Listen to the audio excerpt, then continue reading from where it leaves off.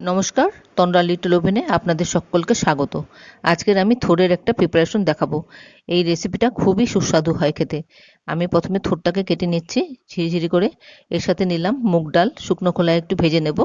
শুকনো খোলায় ভাজা হয়ে গেলে হালকা করে তারপরে আমি ধুয়ে নেব। ধুয়ে প্রেসারে 2টো সিটি দিয়ে নেব, সাথে একটু লবণ আর জল দিয়ে রেডি করে রাখবো। অন্যদিকে থোড়ের মধ্যে আমি একটু লবণ দিয়ে ভালো করে চটকে একটু নরম করে নেব।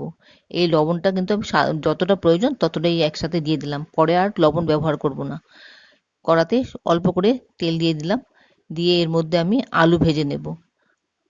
আলুগুলোর মধ্যে একটু হলুদের গুঁড়ো আর লবণ সামান্য একটু দিয়ে লাল লাল করে ভেজে তুলে নেব। আপনারা যারা এখনও পর্যন্ত আমার চ্যানেলটাকে সাবস্ক্রাইব করেননি, প্লিজ আমার চ্যানেলটাকে সাবস্ক্রাইব করে নেবেন।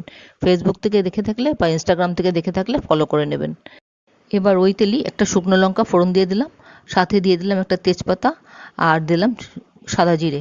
গোটা জিরে দিয়ে ফোড়নটা হলে এর মধ্যে আমি থোড়গুলি দিয়ে দিলাম, সাথে একটা কাঁচা লঙ্কা দিলাম আর হলুদের গুঁড়ো, জিরে গুঁড়ো দিয়ে সামান্য একটু চিনি দিয়ে দিলাম। দিয়ে এবার ভালো করে কষিয়ে নেব, একটু ভাজা ভাজা করব। এটা একটা সম্পূর্ণ নিরামিষ রান্না, খুবই সুস্বাদু হয়। যে কোনো নিরামিষের দিন খেতে পারেন, এছাড়াও এমনিতেও খেতে পারেন, খুব ভালো লাগে খেতে। 1 মিনিট ঢেকে দিলাম সেদ্ধ হওয়ার জন্য। 1 মিনিট বাদে আবার খুলে দেখছি একটু নরম হয়ে গেছে। এবার এর মধ্যে ভাজা আলুগুলি দিয়ে দিলাম। ভাজা আলুগুলি দিয়ে আবার ভালো করে মিশিয়ে নিচ্ছি। ঝটপট হয়ে যায় রান্নাটা, খেতে কিন্তু খুবই সুস্বাদু হয়। একবার অবশ্যই এভাবে করে খেয়ে দেখবেন, খুবই ভালো লাগবে। এবার এর মধ্যে সেদ্ধ করা মুগ ডালটা দিয়ে দিলাম, ভাজা মুগটা দিয়ে দিলাম, সাথে সামান্য একটু জল দিয়ে দিলাম আর সাথে দিলাম শুকনো খোলায় ভাজা জিরে গুঁড়ো 1/2 টিস্পুন মতন, দিয়ে ভালো করে মশলাটা মিশিয়ে নিচ্ছি। রান্নাটা আমার অলমোস্ট হয়ে এসছে, একটু কিন্তু জল জল মতন ভাব থাকবে। এবার ঘি ছড়িয়ে দিচ্ছি, ছড়িয়ে দিয়ে ভালো করে মিশিয়ে নিচ্ছি।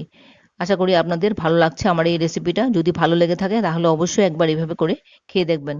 ভালো লাগলে একটা লাইক দেবেন, বন্ধুদের সাথে অনেক অনেক শেয়ার করবেন। আর কিছু জানার থাকলে কমেন্টে জানিয়ে দেবেন, আমি আপনাদের কমেন্টের উত্তর দিয়ে দেবো। ঘি দেওয়ার পর আমি কিন্তু গরম মশলাও দিয়ে দিয়েছি। আমার রান্নাটা অলমোস্ট হয়ে এসছে, এবার পরিবেশন করে নিলাম। একবার অবশ্যই গরম ভাতে খেয়ে দেখবেন, দারুণ লাগবে। তাহলে ভিডিওটা আজকে এখানে শেষ করছি। আবার দেখা হবে আপনাদের সাথে পরবর্তী অন্য কোনো এক রেসিপিতে। ভালো থাকবেন সবাই। নমস্কার।